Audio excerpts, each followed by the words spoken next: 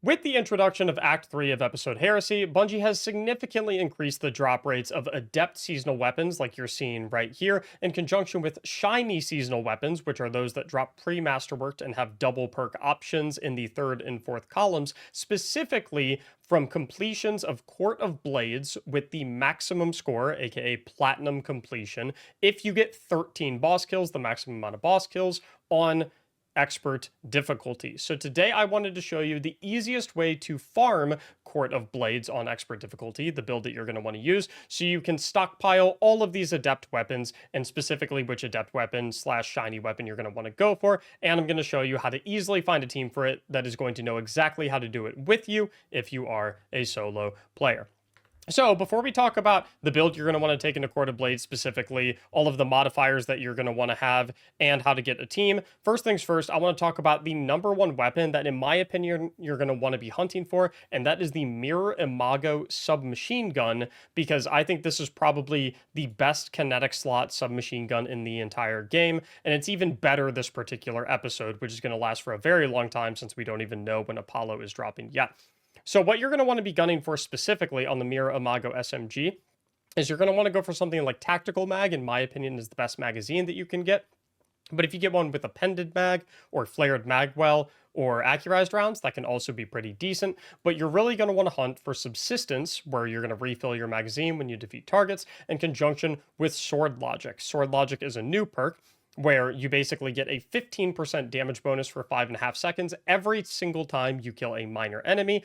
That DPS bonus is going to jump up to 25% for 7.5 seconds if you kill an elite. And in the rare circumstances where you kill a mini boss, that's going to be a 35% DPS bonus on this weapon for 10.5 seconds. You get a 50% for 16 seconds if you kill a boss with this weapon, but killing a boss with an SMG is not going to happen quite frequently. I've seen a lot of people ask about Overflow Sword Logic. I personally think Overflow is one of the worst perks in the entire game to have on a primary ammo weapon. It was okay back in the day when we did not have infinite primary ammo and you could pick up a primary ammo brick, which spawned very frequently to proc Overflow, but nowadays it's just not that good. For all intents and purposes, Overflow and Subsistence are doing a similar thing, where the idea of these perks is you're able to shoot the gun for longer before reloading, and I think Subsistence just more reliably gets that job done, as Subsistence procs when you kill enemies, Overflow procs when you pick up special or heavy ammo bricks, which one is happening more frequently. I think we can all agree that Subsistence is happening more frequently. In terms of Masterwork, you're probably going to want to go reload speed or range. It's not the end of the world if you get one of the other Masterworks, but I think these two are going to be the best. Number one thing you're gunning for here, though, is Subsistence, and Sword Logic is going to be your bread and butter when it comes to farming your God roll Mirror Imago. Now, before we go into Expert Court of Blades, we obviously need a team for Court of Blades. The number one location that you're going to want to look for a team for this farm specifically is going to be my Discord server linked in the description below, specifically because I'm talking about it here in this video, which means everyone that is currently watching this video and is listening to me say this and wants to go and farm this with other competent teammates who also all know the strategy, they're all going to flock there as well. So join the Discord linked in the description below. Destiny LFG channel, you'll be able to find 2 teammates in there, no problem. Don't worry, voice comms are not necessary or required to be able to do this farm. So when it comes to what build to bring in for the farm, weapons, it's kind of dealer's choice. If you don't have some of these, it's completely okay. The number one thing that you're going to want to walk in with is Geomag stabilizers in conjunction with Chaos Reach. And then if we come over to the artifact, you're specifically going to want to make sure that you're running the Limit Break artifact perk, where when you cast a super, while you have an elemental buff matching your super, so in this case that would be Bolt Charge or Amplified, we get increased super damage, specifically 30%. If you do have access to Microcosm, Microcosm is also exceptional for farming Court of Blades this week, and frankly all weeks, and I'll kind of show you why as we get into it. And if you are indeed running Microcosm, of course make sure you're also running Harsh Refraction as well. And now for the other weapons, I really like a fusion rifle just because they synergize exceptionally well with particle reconstruction this episode. And then I like having any arc weapon when I'm running my Geomag's Warlock, specifically because of some of our subclass options. As far as our fragments and aspects, we're going to be going with Arc Soul, just because I think it's very solid, permanent Arc Soul for the entire team. Electrostatic Mine, collecting Ionic Trace gets you amplified, kind of a no-brainer there, because that is going to proc our Limit Break and amplified is just generally extremely good. Resistance for bonus damage resistance. Frequency for anytime we're amplified, we get double stacks of bolt charge from all sources. Sorry, I almost called this Spark of Jolt, Spark of Shocks, that our grenades can jolt targets. And then we have Spark of Discharge, where any arc weapon final blow has a chance to create an ionic trace. Collecting an ionic trace gives us an extra stack of bolt charge, which when we have the Spark of Frequency, that'll be 2 stacks of bolt charge, actually. And I really like Discharge because if we pair that with an arc primary ammo weapon and we're getting some ad kills, we're making way more ionic traces, which means we're getting way more supers through geometric stabilizers, and Chaos Reach is what really makes this farm super, super easy. Mods are your choice. I'm just kind of matching up with my microcosm and just trying to get as much super energy as possible. So I have a Siphon mod for my primary ammo weapon, double dynamo, so every time I cast my class ability, tons of super. Energy regeneration mods for my basic abilities, concussive dampener and some resistances. Kinetic Scavenger and Kinetic Weapon Surge for the microcosm to boost my ammo and damage on it, and then Reaper Powerful Attraction Bomber down here. Now, optimal team comp is you could either run 3 Warlocks running basically this, or you could do 2 Warlocks along with a Titan. The Titan, of course, being on Falling Star, along with Storm's Keep, which is, of course, going to allow us to get a lot of bolt charge off. Thunder Crash with Falling Star, all of the orbs that are being generated by Chaos Reach, this goes off quite frequently, and all of these things pair nicely together. Now, you want to make sure that you're farming this week specifically as much as you can. That's not to say that other weeks are bad to farm on, but this week is currently, if we come over here and we look at Expert, we have an Arc Surge, which means 25% bonus damage to the Thunder Crashes and the Chaos Reaches, and it is currently Taken for this week. Taken/Dread, which is by far the easiest week to farm on. That's not to say that you can't farm on other weeks, but this week is just comically easy, as you're going to see with the strategies that I give you and the modifiers that you're going to want to run that you can pre-select before you go into this. It's a complete joke. You're going to get to your 13th boss kill, which gives you the platinum rewards, which, as far as I can tell, borderline guarantees an Adept or Shiny drop, and even in some circumstances gives you 2. It's a complete piece of cake. I'm going to show you exactly how you want to run it. Also, as you're flying in, if you're hunting for that Mirror Imago God roll specifically, again, like I said, I think it's the best kinetic SMG in the game right now. Make sure you proc up your Tome of Want. In the first column, you're going to pick Episodic Weapons. In the second column, you're going to pick Crumbling Scripture Submachine Guns, which you can buy with 100 Sigil Shards. And then, of course, you'll go ahead and tune it up. As you are farming, you'll periodically get drops of Mirror Imagos, which is very nice. Yes, I know it is a Strand SMG technically, but it is in the kinetic slot, is why I said that. Before we get started, if you come to this little tablet right here, you can turn on specific modifiers for corded blades. The ones you're going to want to target specifically on this bottom row are going to be the armament room, where the end of round ammo crate provides increased ammo. If you're running microcosm, it has 400 max ammo, and this end of round crate, which you get every 2 boss kills, is going to give you 200 heavy ammo, so it refills your microcosm halfway. You'll also want the adamantine rune, which my webcam is covering. Perfect, there we go. Increases damage dealt and reduces damage received based on your rune empowerment. So as you complete these encounters and you accrue rune empowerment, if you don't spend it and you just hang on to a tier 3 rune, more damage and more damage resistance. I don't know percentage-wise how much specifically, but surely going to make you run a little bit easier. If you have a little bit of extra sigil shards as well, you can go with the Orgon rune as well, which restores your super energy the first time an augment is completed before the timer runs out. Even more chaos reaches, even more thunder crashes.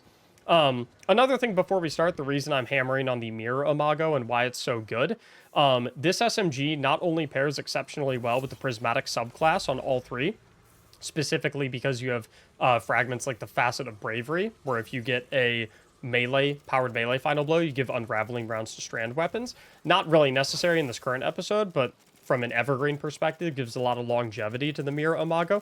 But also because if we're looking at the seasonal stuff going on right now, things like unraveling orbs, things like horde shuttle, things like to shreds, a lot of these things, vile weave, make strand weapons lights out right now. And so we have something like Rite of the Nine coming up. I think strand weapons are going to be exceptional. This Mirror Imago is something that you're going to want to for sure have in your pocket as you go in. So we're going to start things up here. I honestly never worry too much about looking at the modifiers. You can if you'd like to before you go in. Augmentation bound, I'll kind of show you what they all do as we're going through this. But we're going to kind of head in. Obviously, you're going to want to make sure that you're always trying to cast your class ability right next to enemies so that you're proccing Dynamo as frequently as possible. One of the types of bosses you can have are these boss husks. There's like 6 or 7 of them. You just kill them all and then you're all done. Nice and easy. And then we're going to get our bound boss, which is if you have augmentation bound, you're going to have a circle somewhere in the arena that it tells you to go to. So we're going to wait until that pops up. There it is right there. Standing in the circle will lure away one of the bosses. And if they're split up from each other, that takes off their immunity shields. So you'll smoke the one that's bound. Once he's dead, pull out the microcosm, beam the other one. I also want to note, if you are using microcosm, do not be conservative with your ammo. You should be walking out of every single encounter with about 200 ammo, because, assuming you have the proper runes, oh my god, I cannot get in this portal. When you pull this chest, you'll get that 200 ammo bonus. So we're back up to max just like that. So you can really let the microcosm sing and you'll burn through this extremely quickly. For this one right here, when you see this circle, the augmentation burst, that is going to require you to go to the opposite side of the arena, where a Light Eater Ogre is going to spawn. If you've ever done the King's Fall raid, it works similar to that mechanic. You'll kill the Light Eater Ogre, he'll spawn a taken bomb. You'll sit in it until you see in the bottom left that someone has detonated a corrupted light. Once you detonate that corrupted light, you're going to run back to the spawn and get over here to the shield dome area, which will protect you from the explosion of the bomb. The homie Hootzifer didn't quite get there back in time, but that is what is going to take the shield off of the boss here. Another thing worth noting as well is anytime you pop your Chaos Reach, you should immediately follow by using Microcosm, as you're going to have that Paracausal Imbuement buff on Microcosm, as you can see on the bottom left, which is going to significantly increase the damage of the beam. You get it for about 20 seconds after using your super, I believe, if I'm not mistaken. So it just makes your Microcosm do stupid damage. As you can see, we're cutting through these bosses. And right here, I have about 234 ammo. Once again, I'm going to go right back to full, because this heavy ammo crate in between every 2 rounds is going to give me 200 ammo. As you can see, we're just blitzing through this thing. So our class ability's back up. I'm going to try and run next to an enemy. Anytime you get the sharpen augmentation, I honestly just recommend ignoring it and going for the burn on the boss.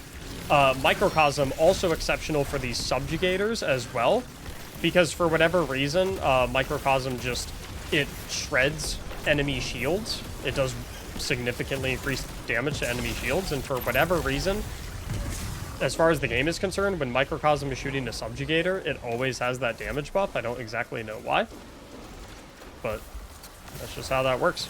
Oh my. Don't know exactly what happened there. Note to self, don't stand where a blight can spawn. When you have the blights, all you gotta do is run around and kill all the blights. There's gonna be 3 blights in the arena. Kill all 3 of them, and you're done just like that. Blight one's extremely quick. Yeah, I don't know why I got flung right there. So you see right here, I have the tier 3 antiquated rune. I could theoretically, if I wanted to, run up here and do one of the power-ups.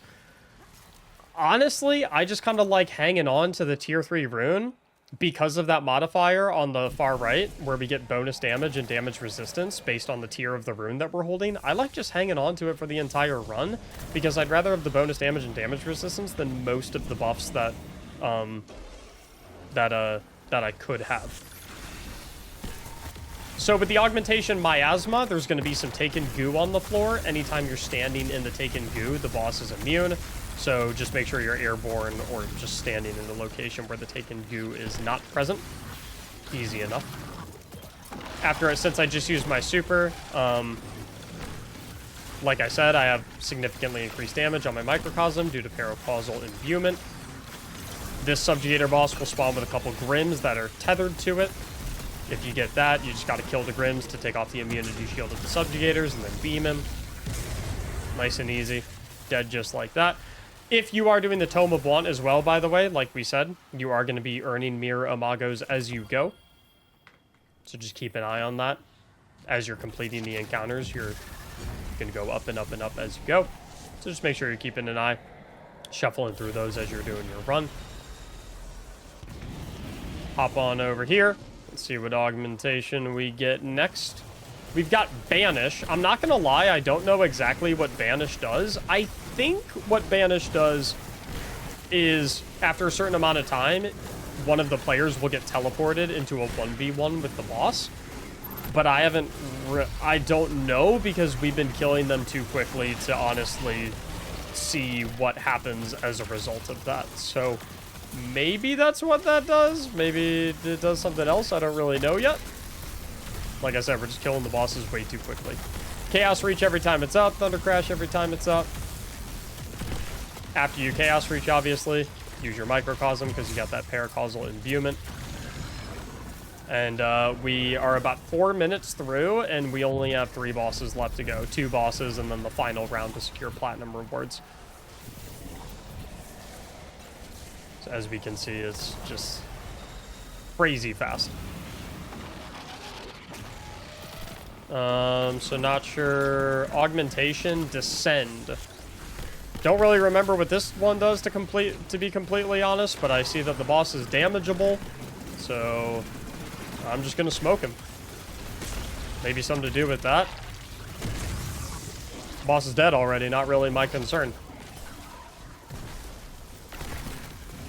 Augmentation Bulwark is one that you can honestly just ignore, as far as I can tell.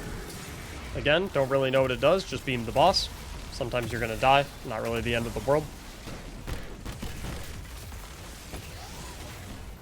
Quick little res. Damage falling blights before they descend fully or suffer consequences. Okay. I guess that's what descend does. But we kill everything too quickly. So doesn't really matter. A lot of these augments you can ignore just because you're nuking the bosses so fast with these setups. So we have max ammo here. And we're going into the final round. About to have our super. Right here, already I know it's going to be the bomb one. The Blight Detonation one. Burst is what the augmentation is going to call it. So I'm already going to start making my way to the back of the arena here because I know this ogre is going to spawn.